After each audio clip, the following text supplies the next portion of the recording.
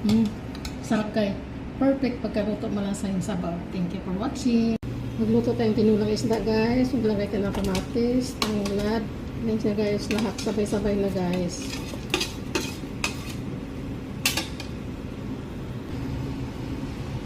Maglagay tayo ng patis. Maglagay tayo ng bitsin. Ito na guys. Lagay ko yung isdang bisugo. Lagyan natin dahon ng sibuyas. Lagyan natin ng kangkong.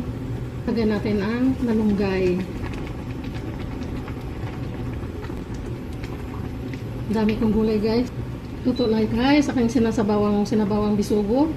Tikman natin guys. Okay na. Perfect. Masarap ang sabaw. Thank you for watching. Itong lunch namin. Sarap kay. Perfect pagkaluto malasa yung sabaw.